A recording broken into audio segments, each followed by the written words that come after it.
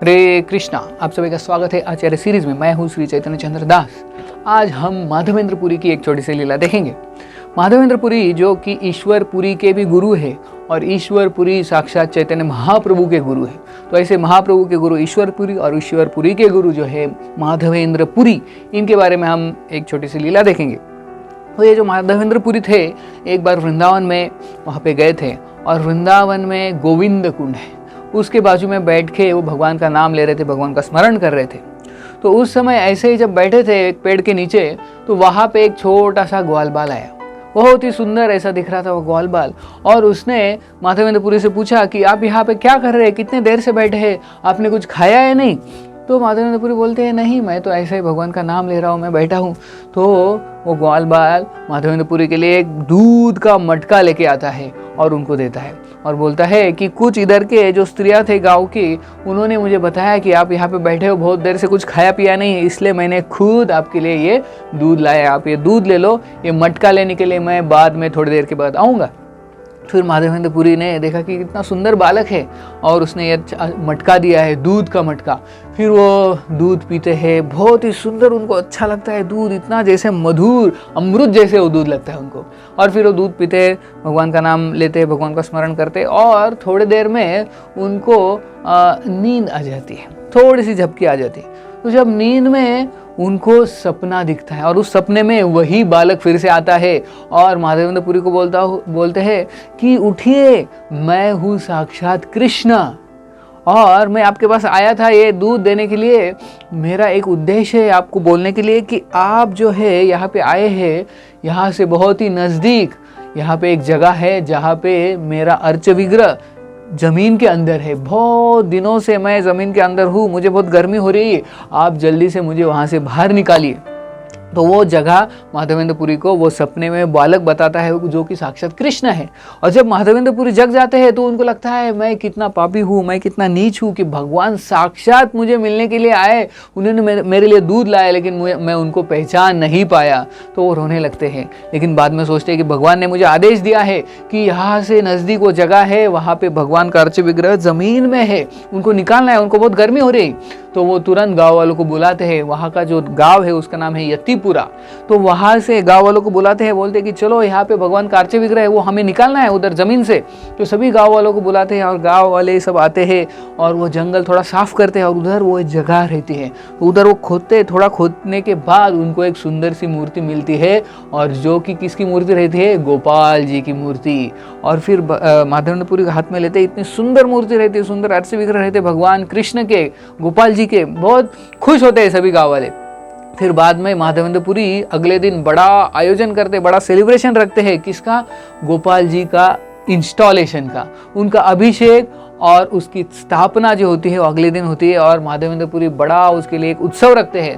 तो सारे गांव वाले जो है अलग अलग प्रकार के पदार्थ लाते हैं उनके अभिषेक के लिए, उनके भोग के लिए, और बड़ा फेस्टिवल होता है, बड़ा उत्सव होता है। और उस गोवर्धन के ऊपर गोपाल जी का मूर्ति का स्थापना होती है और वहाँ पे छोटा सा मंदिर बनाते, वहाँ पे गोपाल जी की स्थापना होती है। तो माधवेंद्रपुरी बहुत खुश रहते हैं और भगवान का जो सेवा बहुत अच्छे से चल रहा है डेली।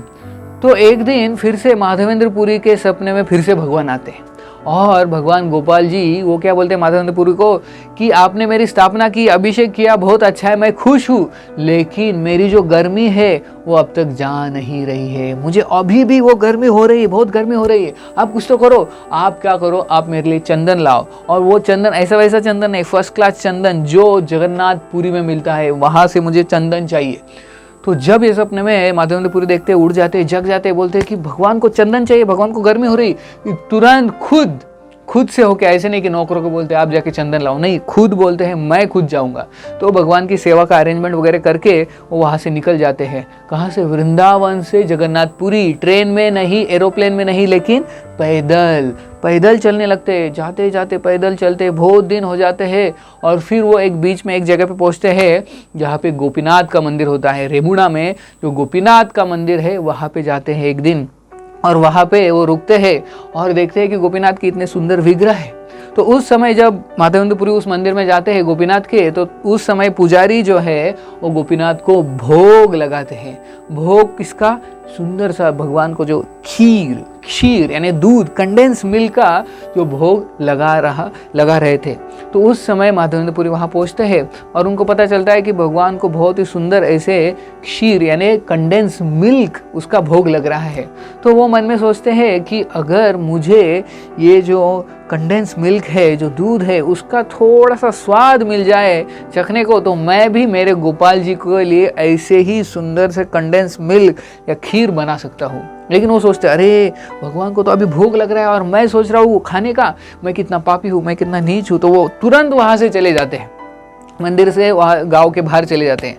लेकिन जब ये गोपीनाथ को पता चलता है कि गोपीनाथ को भगवान है साक्षात कि मेरे भक्त है, उनको ये खीर चाहिए, तो वो एक मटका खीर का अपने पीछे छुपा लेते, चोरी कर लेते, भगवान खुद चोरी कर लेते वो जो खीर है।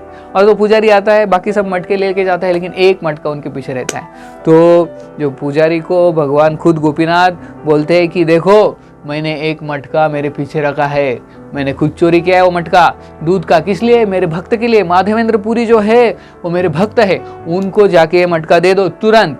तो पुजारी तुरंत आता है, अंदर देखता है कि सच में भगवान के पीछे एक सुंदर सा मटका एक छुपा हुआ है, वो दूध से भरा हुआ कंडेंस मिल्क। और फिर वो पुजारी लेता है और सोचता है कितने भाग्यशाली है वो भक्त।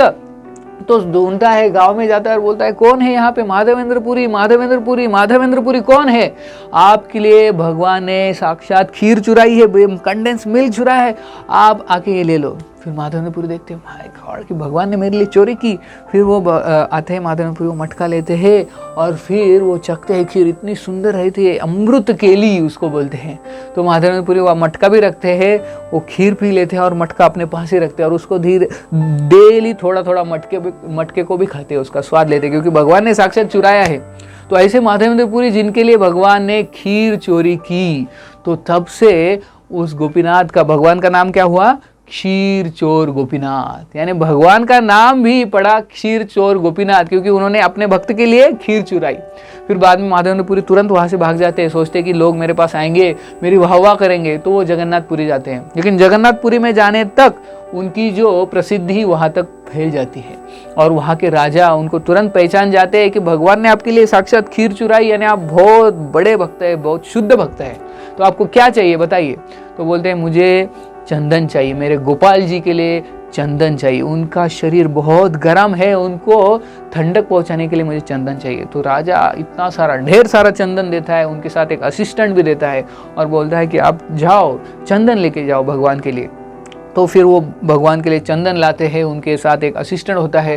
तो आते आते फिर से वो गोपीनाथ के मंदिर में रुक जाते हैं और फिर से भगवान उनके सपने में आते हैं। थर्ड टाइम, तीसरी बार भगवान माधवेंद्र पुरी के सपने में आते हैं और बोलते हैं कि हे माधवेंद्र पुरी, आपको इतना सारा चंदन फिर से गोपाल जी के पास वृंदावन में लेके जाने की जरूरत नहीं है, आप यहीं पे गोपीनाथ जी को ये चंदन लगाओ और मुझे वो चंदन पहुंच जाएगा। गोपाल जी और गोपीनाथ जी में कुछ फर्क नहीं है, तो यहीं पे चंदन लगाओ, उधर जाने की जरूरत नहीं वृंदावन में। तो फिर माधवेंद्र पुरी वहीं पे भगवान को चंदन डेली घिस के भगवान को चंदन लगाते हैं डेली गोपीनाथ जी को। तो उस टाइम से चंदन यात्रा शुरू हो गई। हम भी साल में एक बार भगवान को कुछ दिनों तक चंदन लगाते हैं। चंदन यात्रा उस समय से शुरू हुई माधवेंद्र पुरी से।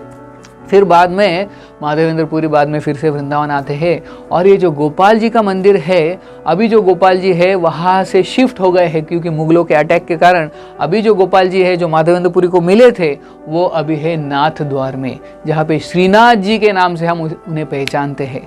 तो ऐसे है ये भक्त की लीला कि भगवान कितने भक्त वत्सल है, साक्षात अपने भक्त के लिए उन्होंने खीर चुराई। तो चैतन्य महाप्रभु बहुत उनकी प्रशंसा करते थे माधवेंद्र पुरी की और बोलते थे कि असली जो डिवोशनल स्टैंडर्ड जो है वो माधवेंद्र पुरी के जीवन से सीखना चाहिए। माधवेंद्र पुरी जो है वो असली भक्त है, highest devotion he has Madhavendra Puri. तो ऐसे चैतन्य महाप्रभु उनके बारे में बोलते थे। तो ऐसे है हमारे भगवान भक्त वत्सल, और जो भक्त है वो भी कितने भगवान से अटैच होते, एक दूसरे से दोनों बहुत आसक्त रहते। ऐसे ये लीला है माधवेंद्र पुरी की। बहुत बहुत धन्यवाद। हरे कृष्णा।